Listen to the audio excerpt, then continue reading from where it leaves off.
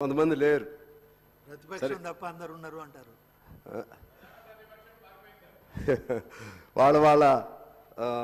వాళ్ళ ఇష్టం అనుకోండి. నాకైతే అర్థం కాల, వాళ్ళు ఏమన్నా వాకౌట్ అని చెప్పి వెళ్ళారా లేకపోతే స్వచ్ఛందంగా వెళ్ళారు తెలియదు. మరి సరే, ఏదన్నా ఇది ఇంపార్టెంట్ సెషన్ బడ్జెట్కి సంబంధించి. నేను ఆయన లేరు కానీ అక్బర్ గారిని మనస్ఫూర్తిగా అభినందన తెలియజేయాలి. చాలా చాలా అద్భుతంగా ప్రతి గవర్నమెంట్ ఎంత గొప్పగా చేస్తుందో అంతకంటే ఎక్కువగా ఎక్సర్సైజ్ చేసి దానిపైన అనేక అంశాలు స్కై టు బాటమ్ పైనుంచి కింద వరకు ఏది వదలకుండా ఆయన చూసి నిజంగా ఐఎమ్ వెరీ మచ్ ఇంప్రెస్డ్. అట్లా ఆ విధమైనటువంటి మంచి సలహాలు అది ఇస్తే బాగుండేది. ఆయన చెప్పాడు, చాలా చెప్పి స్పెసిఫిక్గా ఈ గ్యారంటీస్ అమలుకు సంబంధించి దానిపైన ఒక వైట్ పేపర్ ఉంటే మంచిదని కూడా చెప్పారు. నేను కూడా దాన్ని ఏకీభవిస్తూ ఉన్నాను. ఎందుకంటే వైట్ పేపర్ ఉంటే అందరూ వారి వారి అభిప్రాయాలు చెప్తారు. దాన్ని బట్టి గవర్నమెంట్కి కూడా చాలా దాన్ని ఎలా ఫేస్ చేయాలి, ఆ హామీలు ఎలా నెరవేర్చాలి అనే అంశం పైన గవర్నమెంట్కి కూడా సులభతరం అవుతుంది. కాబట్టి అటువంటి సలహాలు ఇవ్వాల్సిన అవసరం ఉంది. నేను ప్రధాన ప్రతిపక్షం నాయకులకు కానీ ప్రధాన ప్రతిపక్షాన్ని కానీ కోరుతా ఉన్నాను, ఇంకొక సంవత్సరం పాటు మీకు విమర్శలు చేసే హక్కు లేదు అని చెప్పి నేను వారికి తెలియజేస్తున్నాను. ఒక్క సంవత్సరం ఎట్టి పరిస్థితులు మీరు మాట్లాడకూడదు. ఎందువల్లంటే ప్రజలు అమాయకులేం కాదు, ప్రజలు చూస్తూ ఉంటారు. హార్డ్లీ వీళ్ళు ప్రమాణ స్వీకారం చేసి ప్రభుత్వ అధ్యక్ష 2 నెలలు అయింది, 2 నెలల 7 రోజులైంది ప్రమాణ స్వీకారం చేసి. 2 నెలల 7 రోజులు అయిన తర్వాత ఏం చేయాలి ప్రభుత్వం? బడ్జెట్ పెట్టాలా వద్దా? బడ్జెట్ పెట్టాలన్నప్పుడు బడ్జెట్ పెట్టకపోతే అసలు రాష్ట్రం ముందుకెడుతుందా? జీతభత్యాలు ఉంటాయా? లేకపోతే పనులు నడుస్తాయా? బడ్జెట్ పెట్టి మా దగ్గర ఏమీ లేదని చెప్పాలా? ఏం చేయాలి ఆ ప్రభుత్వం? ఈ కొత్త ప్రభుత్వంగా వచ్చినప్పుడు ఆ ప్రభుత్వం మీద బాధ్యత ఉందా లేదా? మీరేమో అప్పులు చేస్తారు, అప్పులు చేసి ఈ అప్పుల నుంచి మీరు ఎట్లా బయటపడతారో మేము చూస్తాం. ఇదే మీరు చెప్పాల్సిన సలహా. మీరేమో విధ్వంసం చేస్తారు వ్యవస్థల్ని, దీన్ని నువ్వు ఎలా బాగు చేస్తావో మేము చూస్తాం. ఇదేం పద్ధతి అధ్యక్ష? ఇది న్యాయం కాదు. ప్రజలు అమాయకులేం కాదు, చూస్తూ ఉంటారు. మనం ఇవాళ ఆదుర్దాబడి అసహనంతో ఎక్కువ మాట్లాడినా, ఎక్కువ శాపనార్థాలు పెడితే మన ఒంటికి మంచిది కాదు, మనకు మంచిది కాదు, సమాజానికి మంచిది కాదు. శాపనార్థాలు పెట్టే ఎవరైనా సదుద్దేశం లేని వాళ్ళు ఎవరైనా ఉంటే ప్రజలు మళ్ళీ మంచి తీర్పిస్తారు. ప్రజల్ని గమనంలో పెట్టుకోవాలి. మీరు మీ ఇష్టం వచ్చిన పద్ధతుల్లో అప్పులు చేస్తారు, ఆ అప్పులు మీరు ఎలా తీరుస్తారు? మరి చేయాలి కదా, వాళ్ళు ఏదో ఒకటి చేయాలి. చేశారు. మీరు చేసిన పద్ధతుల్లో 2,90,000 కోట్లు పోయినసారి 23-24 బడ్జెట్లో పెట్టారు. ఇప్పుడు సహజంగా వచ్చే ప్రతి ప్రభుత్వం ఏం చేస్తుందంటే వాళ్ళకంటే మేము ఇంకా పెద్ద బడ్జెట్ పెట్టాం, వాళ్ళకంటే ఎక్కువ నిధులు మేము సమకూరుస్తున్నాం అని చెప్పి వాళ్ళు పెంచాలి. కానీ వాళ్ళు వాస్తవిక బడ్జెట్ ప్రవేశపెట్టినట్టుగా నేను భావిస్తూ ఉన్నాను. ఎందుకంటే 2,70,000 కోట్లకి దాన్ని పరిమితి చేసుకున్నారు. పరిమితి చేసుకోవటం అంటే అర్థం ఏంటంటే వాస్తవికతను ప్రాతిపదికగా చేసుకుని దాన్ని డెవలప్ చేసుకోవాలనే ఉద్దేశంతో ఆ బడ్జెట్ని పెట్టినట్టుగా మేము భావిస్తున్నాం అధ్యక్ష. రెండోది, దాంతోపాటు ఈ నిన్న మీటింగ్ సంబంధించి మేమందరం కూడా వెళ్ళాం అధ్యక్ష. తప్పేంటి అంటే ఏదన్నా అక్కడ 1,00,000 కోట్ల రూపాయలు బడ్జెట్తో ఉన్నటువంటి కాళేశ్వరం దెబ్బతింది, చూసి రావటం నేరమా?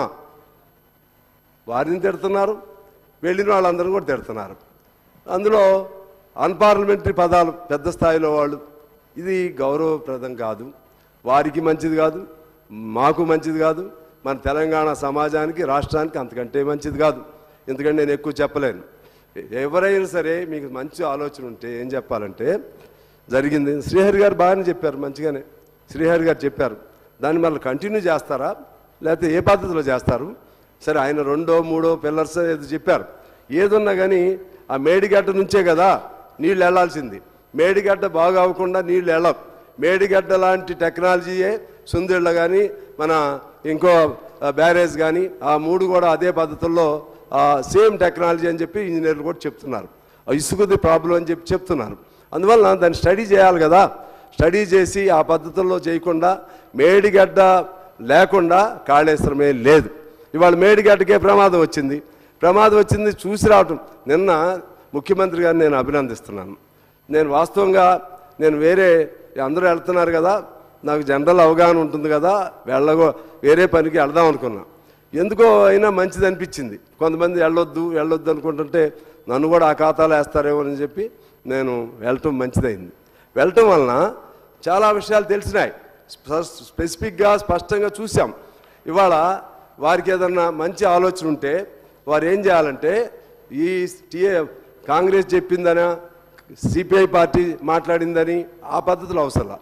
నిన్న చాలామంది పాత్రికేయులు 100 మంది అక్కడికి వచ్చారు. వాళ్ళని ప్రైవేట్ టాక్గా మాట్లాడమని చెప్పండి, వాస్తవం ఏంటో వాళ్ళు చెప్తారు. దాన్ని గేంకరించటం లేకపోతే ఇంకో పద్ధతిలో మాట్లాడటం ఇది కరెక్ట్ కాదు.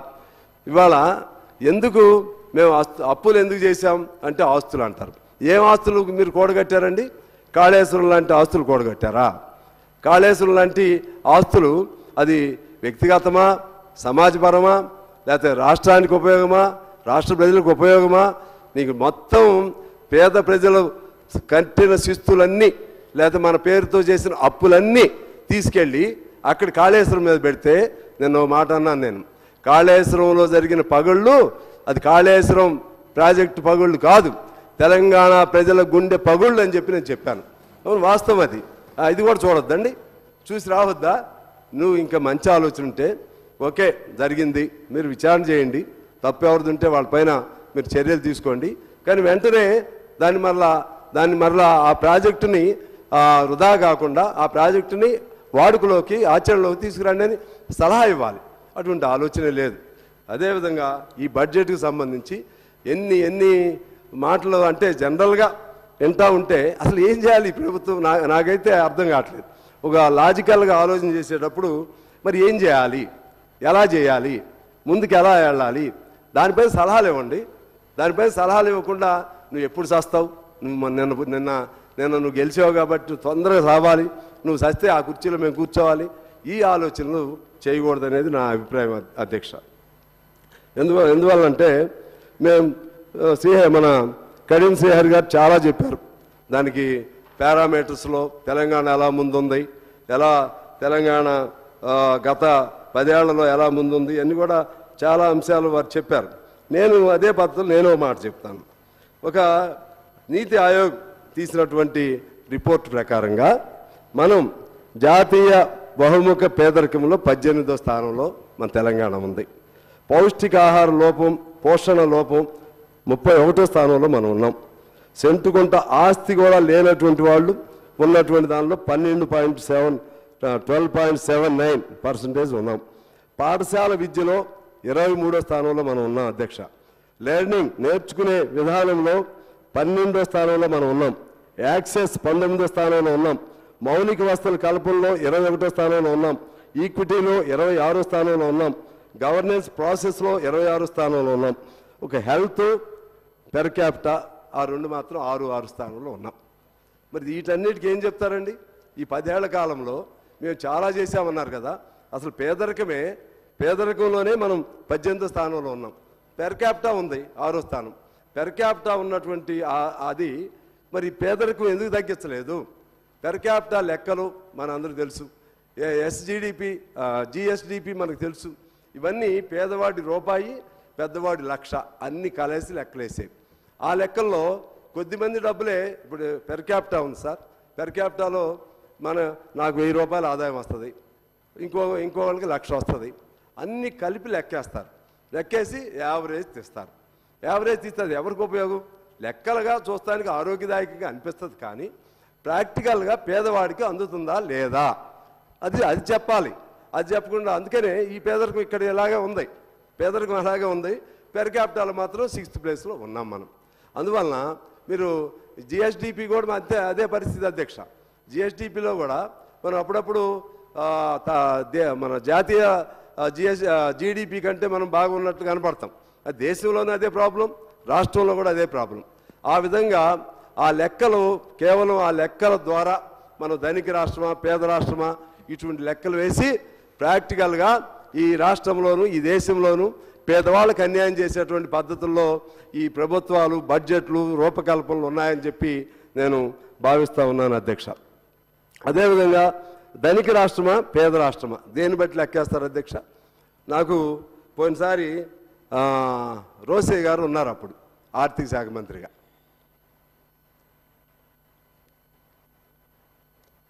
రోసే గారిని నేను అధ్యక్ష ఒక ప్రశ్న వేశాను. మేము అప్పుడు then I was first time MLA. Rajasekhara Reddy గారు కూడా బ్రతికి ఉన్నారు. దేన్ని బట్టి ధనిక రాష్ట్రం మన రాష్ట్రం సంపన్నవంత రాష్ట్రం అని అప్పుడే చెప్పారు ఆయన. దేన్ని బట్టి సార్ అని అడిగాను. అని రెవెన్యూ సర్ప్లస్ 4 ఏళ్ల నుంచి కంటిన్యూస్గా ఉంది కాబట్టి రాష్ట్రం సర్ప్లస్. రెవెన్యూ సర్ప్లస్ని బట్టి సర్ప్లస్ అది ధనిక రాష్ట్రమా లేదా పేద రాష్ట్రమా అనేది లెక్క వేయటమే అన్సైంటిఫిక్. ఎందుకనంటే ఇప్పుడు రెవెన్యూ ఎలా ఉంటుంది? రెవెన్యూ ఆదాయం అంటే కేంద్ర పన్నుల్లో వాటా, సొంత పన్నులు, పన్నేతర ఆదాయం, కేంద్రం ఇచ్చే గ్రాంట్లు, ఇవన్నీ కలిపితే అది రెవెన్యూ ఆదాయం. ఖర్చులు ఉద్యోగుల వేతనాలు, పెన్షన్లు, సబ్సిడీలు, వడ్డీలు, అసలు చెల్లింపులు. అంటే దీనిలో మిగలాలంటే జీతాలు తగ్గించేస్తే రెవెన్యూ మిగిలిద్ది, పెన్షన్లు తగ్గిస్తే రెవెన్యూ మిగిలిద్ది, లేకపోతే ఇతర వీటికి సంబంధించి నేను చదివిన ఏది తగ్గించినా రెవెన్యూ మిగిలిద్ది. దాన్ని బట్టి రెవెన్యూ సర్ప్లస్ చూపెట్టవచ్చు. రెవెన్యూ సర్ప్లస్ చూపెడితే అది ధనిక రాష్ట్రం ఎలా అవుతుంది? రెవెన్యూ సర్ప్లస్, రెవెన్యూ మైనస్లు ఇవి కాదు ధనిక రాష్ట్రం. ధనిక రాష్ట్రం అంటే ఆ రాష్ట్రంలో ఉన్నటువంటి ప్రతి పేదవాడికి కూడా ఈ బడ్జెట్ ఫలితాలు ప్రతి చివరి మనిషికి కూడా అందుతున్నాయా లేదా అనేది దాన్ని బట్టి అది ధనిక రాష్ట్రమా పేద రాష్ట్రమా అనే అర్థం అవుతుంది అధ్యక్ష. ఇవాళ ఒక జనరల్ ఒక నానుడి మనం వింటా ఉన్నాం. భారతదేశం సంపన్న భారతదేశం, పేద భారతదేశం, 2 దేశాలు ఉన్నాయి. ఒక with in the same country we have 2 countries. ధనిక దేశం, పేద దేశం. అలాగే నా దృష్టిలో ధనిక తెలంగాణ, పేద తెలంగాణ, ధనిక రాష్ట్రం, పేద రాష్ట్రం. నేను ఎందుకు చెప్తున్నానంటే ఉన్న వాళ్ళ దగ్గర కొద్దిమంది దగ్గర ఉన్నాయి, లేని వాళ్ళు నేను తర్వాత లెక్కలు చెప్తాను మీకు, ఎక్కువ టైం కూడా తీసుకోను. లేని వాళ్ళ పరిస్థితి ఏంటి? ఉన్న వాళ్ళని చూసి తలసరి ఆదాయాలు లేదా ఎస్జిడిపిలు, జిఎస్డిపిలు వీటిని చూసే లెక్కలేస్తే అసలు పేదరికం అక్కడే ఉంటుంది. మనం చూసాం అప్పుడు నిజాం నవాబు కాలంలో. నిజాం నవాబు ప్రపంచంలోనే అత్యంత కుబేరుడు. కానీ ఆ కాలంలో ఏంటి అధ్యక్ష? వెట్టి బానిసలు కూడా ఉన్నారు. వెట్టి బానిసలు కూడా లక్షలాది మంది ఉన్నారు. అందుకే తెలంగాణ సాయుధ పోరాట యుద్ధం జరిగింది. ఆ పరిస్థితి ఇప్పుడు ఇవాళ కనపడతా ఉంది. ఇవాళ కొత్త రకం నిజాములు ఉన్నారు, కొత్త రకం మాఫియాలు ఉన్నారు, కొత్త రకం జమీందారులు ఉన్నారు, కొత్త రకం జాగీర్దారులు ఉన్నారు. అంతా కొత్త రకం, అంతా మాఫియాల మయం. ఉన్నవాళ్ళ ఆస్తులన్నీ వాళ్ళ దగ్గర ఉన్నాయి. పేదవాడి పరిస్థితి అలాగే ఉంది. కాకపోతే ఇంతకుముందు 2 జతలు బట్టలు వేసుకునేవాడు ఇప్పుడు 4 జతలు బట్టలు వేసుకోవచ్చు. కానీ పేదరికంలో మార్పు లేదు. ఎక్కడి నుంచి మరి ఎట్లా దీన్ని ఎలా ఎలిమినేట్ చేయాలి ఈ పేదరికాన్ని? దానికంటే దాని కొత్త సిస్టమ్ అవసరం ఉంది. ఇప్పుడు ఇక్కడ మన రాష్ట్రానికి సంబంధించి ఇవాళ ఈ అప్పులు ఉన్నాయి, దీన్ని ఎలా తీరుస్తారు? ఈ బడ్జెట్లో ఈ డబ్బులు ఎలా సమకూర్చుకుంటారు? 50,000 కోట్లు అప్పు చేస్తున్నారు, మళ్ళా దీన్ని ఎలా? ఇటువంటి అనేక ప్రశ్నలు వస్తాయి. దీనికి పరిష్కారం రాజశేఖర రెడ్డి గారు నేను పోయినసారి కూడా చెప్పాను. రాజశేఖర రెడ్డి గారు అన్ని శాచ్యురేషన్ తీసుకెళ్ళాడు. ఇళ్ళు శాచ్యురేషన్, రేషన్ కార్డులు శాచ్యురేషన్, పెన్షన్ శాచ్యురేషన్. ఎలా చేశాడు అంటే నీకు మనసు ఉండి కృతనిశ్చయత ఉంటే, దృఢతరమైనటువంటి ఆలోచన ఉంటే, సమాజానికి సేవ చేయాలనేటువంటి ఆలోచన ఉంటే, గత ప్రభుత్వ వైఫల్యాలు మనం నేర్చుకుంటే ఖచ్చితంగా ఆ హామీల్ని నెరవేర్చగలుగుతారనే విశ్వాసం నాకుంది అధ్యక్ష. దానికి సంబంధించి నేను నాకున్న దీనిలో ఒక వర్కౌట్ చేయటం జరిగింది. ఎలా చేయగలుగుతారని ఒక నమ్మకం ఉందంటే, ఇప్పుడు అధ్యక్ష మొత్తం గ్యారంటీస్ అన్నీ టోటల్గా ఇప్పుడు వీళ్ళు ప్రవేశపెట్టినవి కాదు. కొన్ని కొత్త గ్యారంటీసు అంటే 2,500 మహిళలకి అట్లా ఉండొచ్చు. కానీ ఎక్కువ భాగం ఏంటంటే ఇంతకుముందు ప్రభుత్వాలు నడుపుతున్న వాటి మీద పెంచుతున్నారు. ఇప్పుడు రైతు బంధు ఉంది. రైతు బంధు ఇంతకుముందు 10,000 2 పంటలు కలిపి, ఇప్పుడు 15,000 చేశారు. దాన్ని ఎలా తగ్గించుకోవాలి ఆలోచన చేయాలి. ఇలా నేను కొద్దిగా వర్కౌట్ చేశాను అధ్యక్ష. ఇప్పుడు రేషన్ కార్డులు ఉన్నాయి. రేషన్ కార్డులకు సంబంధించి ఇది మొదటి నుంచి కూడా ఉన్న సిస్టమే. దాని మీద నాకు ఉన్న అంచనాలో నేను కొంతమంది దీని మీద మేధావులతో మాట్లాడిన తర్వాత అందులో కొంత సెంట్రల్ పోర్షన్ కూడా ఉంటుంది. 3-4 వేల కోట్లు అవుతుందనేది నా అంచనా. అలాగే పెన్షన్లు కూడా కొద్దిగా పెరుగుతాయి, గతం కంటే కొద్దిగా పెరుగుతుంది. పెన్షన్లు ఎలా అంటే ఇంతకుముందు 1000 కోట్లు ఉంటే ఈసారి 2000 కోట్లు అవుతుంది, ఎందుకంటే కొద్దిగా అది పెరుగుతుంది కాబట్టి. విద్యుత్ ఉంది, ఇంతకుముందు 100 యూనిట్లు అంటే కొన్ని సెక్షన్లకు 250 యూనిట్లు కూడా ఫ్రీగా ఇచ్చారు షాపులకి, ఇటువంటి చిన్న చిన్న వాటికి. ఇప్పుడు 200 యూనిట్లు చేశారు. అది ఇంతకుముందు 1300 కోట్లు ఉంది, ఇది 2600 కోట్లు అయింది. గ్యాసు అదనంగా 4000 కోట్లు అవుతుంది.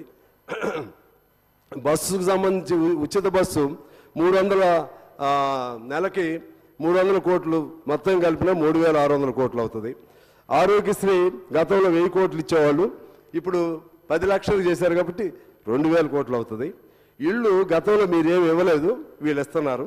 ఇచ్చిన లెక్క ప్రకారం చూసినా కూడా 20,000 కోట్లు అవుతుంది. ఇలా లెక్కలేస్తే మహిళలకు సంబంధించి కూడా 2500 ఆ లెక్కను తీస్తే మొత్తం 18 ఏళ్ళు దాటిన ప్రతి ఒక్కళ్ళు అర్హతలో ఉండరు అధ్యక్ష. మహిళల్లో చాలామంది ఉద్యోగాలు చేసుకుంటున్న వాళ్ళు ఉన్నారు. మహిళల్లో చాలామంది వైట్ కార్డు లేని వాళ్ళు కూడా ఉంటారు. అంటే దానికి కూడా ప్రాతిపదిక ఉంటుంది.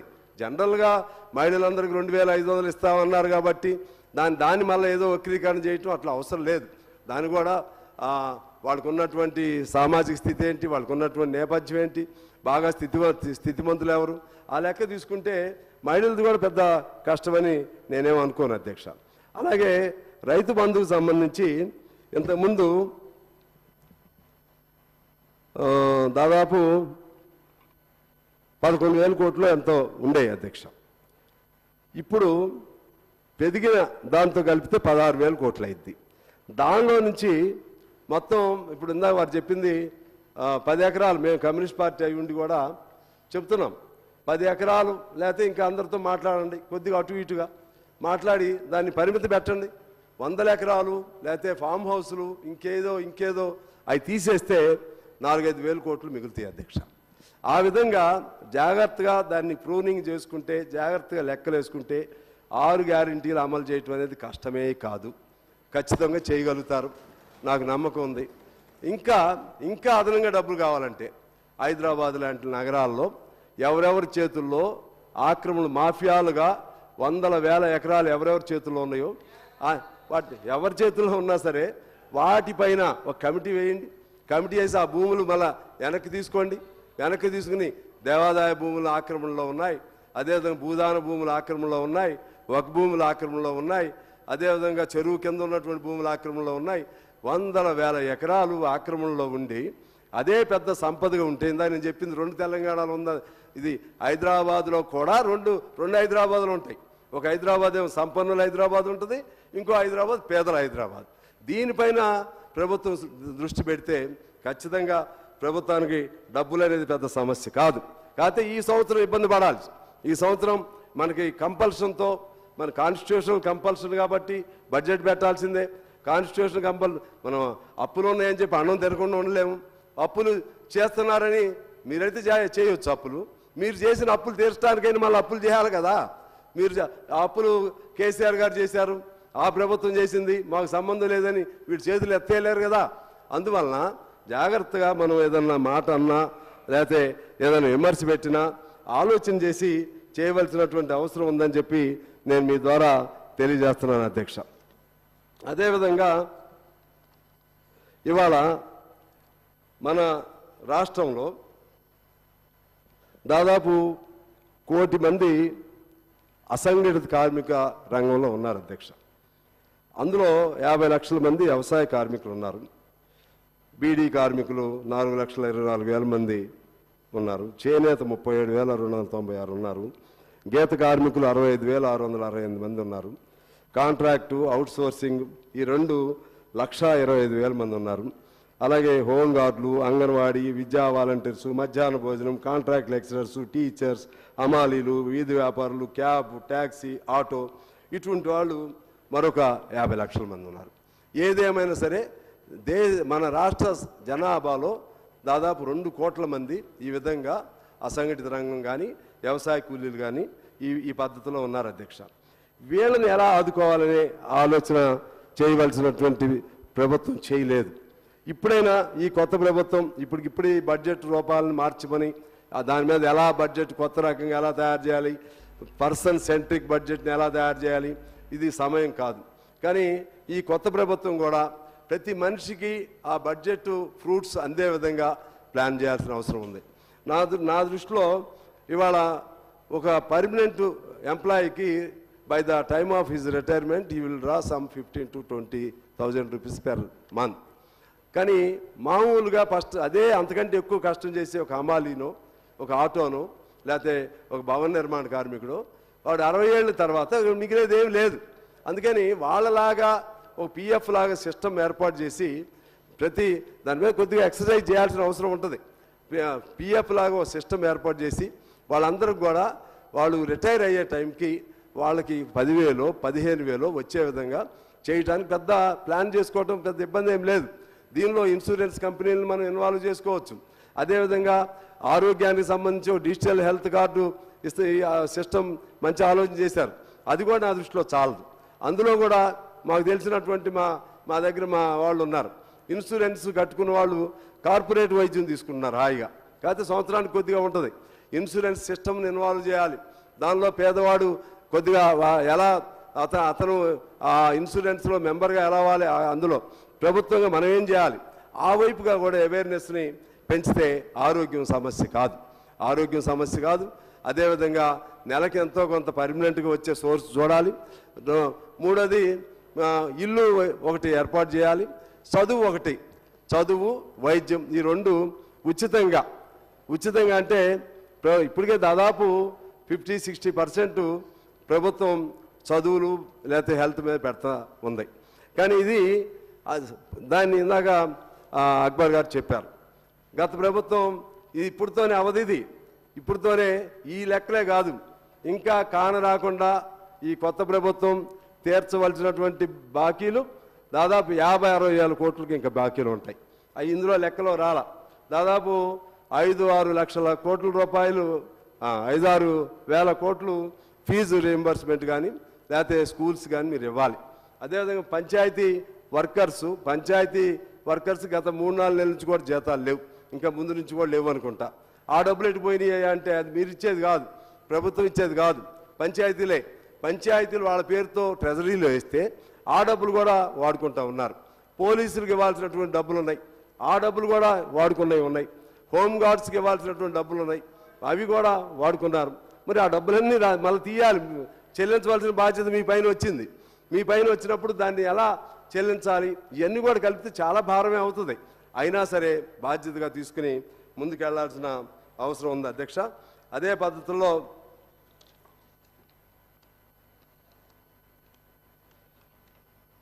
చివరిగా కొన్ని అంశాలు నేను మీ దృష్టికి తీసుకొచ్చి నేను సెలవు తీసుకుంటాను అధ్యక్ష. ఎందుకంటే ఫుల్ ఫ్లెడ్జ్డ్ బడ్జెట్ పద్దులు అవన్నీ ఉంటాయి కాబట్టి అప్పుడు మళ్ళీ అన్నీ మాట్లాడవచ్చు. ముఖ్యంగా ఇక్కడ మన సెక్రటేరియట్లో అసెంబ్లీలో ఉన్నటువంటి ఉదాహరణ చెప్తున్నాను మీకు. సెక్రటేరియట్లో అసెంబ్లీలో మన చట్టసభల్లో చట్టాలు చేసే మన దగ్గర ఉన్నటువంటి వాళ్ళ పరిస్థితిని మనం బాగు చేస్తే అంతా బాగైనట్లే. 125,000 మంది ఉంటే అవుట్సోర్సింగ్ పేరుతో వేల కోట్ల కుంభకోణాలు జరుగుతున్నాయని పేపర్లో వచ్చింది. ఎలాగంటే ఈ ఏజెన్సీ సిస్టమ్ వలన అదేదో గవర్నమెంట్ పక్కన ఉన్న ఆంధ్రప్రదేశ్లో అవుట్సోర్సింగ్ కానీ కాంట్రాక్ట్ కార్మికులు కానీ జీతభత్యాలు వాళ్ళే డైరెక్ట్ ప్రభుత్వమే ఇస్తూ ఉంది. ప్రభుత్వం ఇవ్వబడటం వలన మధ్యలో ఉన్నటువంటి ఏజెంట్లు లేకపోతే ఏజెన్సీలు వీళ్ళు తినేస్తున్నారు. దానికి ఉదాహరణ ఇక్కడిదే నేను చెప్తాను. వీళ్ళకి ఓఎస్ అనే ఈ కేటగిరీకి మామూలుగా మనం ఇవ్వాల్సింది 18,759. అతనికి అందుతుంది ఎంత అంటే 13,601 అందుతుంది. మిగిలిన డబ్బులు ఎటుపోయాయంటే మధ్యలో ఉన్న ఏజెన్సీలు లాగేస్తున్నాయి. అదేవిధంగా అసిస్టెంట్ డిఈఓలు వాళ్ళకి 23,449 రావాలి, వాళ్ళకి అందుతుంది 17,014 అందుతూ ఉంది. అలాగే యూడి స్టెనో 27,056 ఇవ్వాలి, వాళ్ళకి అందుతుంది 19,631. అంటే మధ్యలో ఉన్నటువంటి ఆ వ్యవస్థ వలన దాన్ని ఏం పేరు పెట్టాలో నాకు తెలియదు, కానీ ఆ వ్యవస్థ వలన పేదవాడికి ఇచ్చే జీతాలే తక్కువ, దానిలో కూడా వాడు మింగేస్తున్నాడు. అధ్యక్ష, మీరు ఆలోచన చేయండి, 13,000తో ఎవరైనా ఎట్లా బతుకుతారు?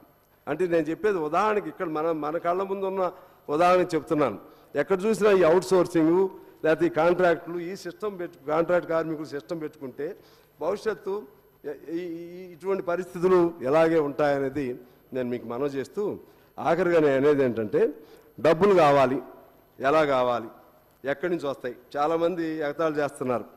పెద్దలు కేంద్రంలో ఉన్న ప్రధానమంత్రి దగ్గర నుంచి మన రాష్ట్రంలో ఉన్నటువంటి బాగా మేధావులు అనుకునేటువంటి వాళ్ళు దీన్ని పేదవాడికి ఏదైనా సబ్సిడీలో సహాయం చేస్తే రేవడీ కల్చర్ అంటున్నారు.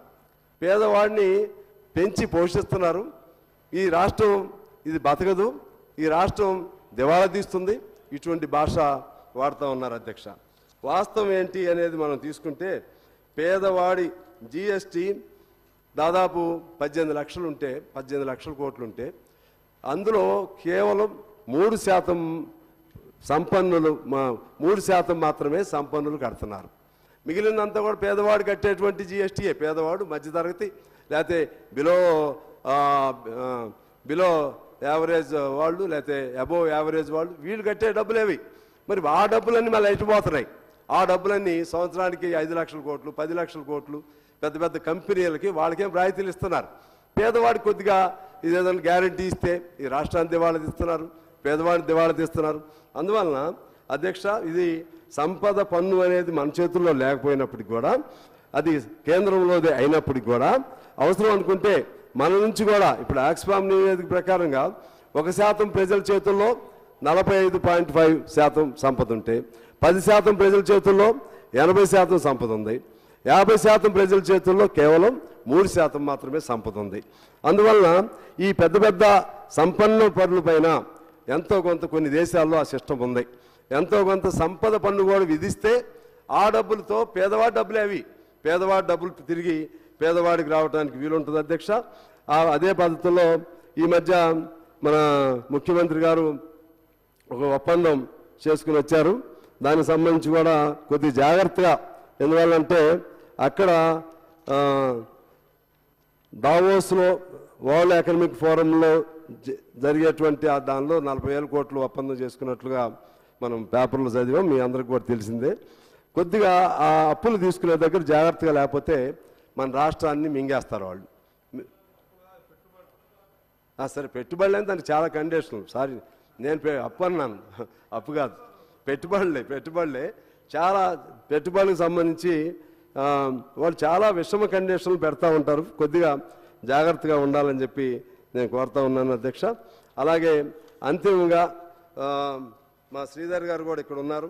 నేను చెప్పిన ఆ సూచనని ఖచ్చితంగా ప్రతి ఒక్కడికి ఏదో ఫండ్ చివరిలో అందే విధంగా మీరు ఈ సామాన్య అసంఘటిత రంగ కార్మికులు, పేదవాళ్ళు, ఇటువంటి వాళ్ళకు కూడా, అమాలీలు లేకపోతే ఇట్లా పేదవాళ్ళు, వాళ్ళకు కూడా వాళ్ళ 58 ఏళ్ళు 60 ఏళ్ళు నిండినాక ఎంతో కొంత వాటి చేతుల్లో పర్మనెంట్గా వచ్చే ఆదాయం, అది పెద్ద ఇబ్బంది కూడా కాదు. మనం ఇన్సూరెన్స్ కంపెనీలతో మాట్లాడుకోవచ్చు, ప్రావిడెంట్ ఫండ్ సిస్టమ్ ఏర్పాటు చేసుకోవచ్చు. ప్రభుత్వం కొంత షేరు, అతను కొంత షేరు, లేకపోతే ఉపాధి కల్పించేటువంటి వాళ్ళ షేరు, ఈ 3 షేర్లు కలిపితే ఖచ్చితంగా ప్రతి ఒక్కరు కూడా హ్యాపీగా ఉంటారని చెప్పి తెలియజేస్తూ, ఈ ఇందాక అక్బర్ గారు చెప్పినట్లుగా జీవో 310 ఆంధ్ర తెలంగాణలో పనిచేస్తున్న ఉద్యోగులు, ఇటు మన తెలంగాణకు సంబంధించిన వాళ్ళు అక్కడ ఇబ్బంది పడుతున్నారు, అక్కడ వాళ్ళు ఇక్కడ ఉండి ఇబ్బంది పడుతున్నారు. ఇది గౌరవ మంత్రి గారు దీన్ని గమనంలో తీసుకోవాలని కోరుతున్నాను. ఎందుకనంటే చాలా కాలం నుంచి ఈ 2 రాష్ట్రాలు విడిపోయిన తర్వాత దగ్గర నుంచి కూడా ఇబ్బంది పడుతున్న వాళ్ళు ఉన్నారు. అదేవిధంగా ఉస్మానియా రీసెర్చ్ స్టూడెంట్స్ ఫీజులు 2000 నుంచి ఒక్కసారి 1,25,000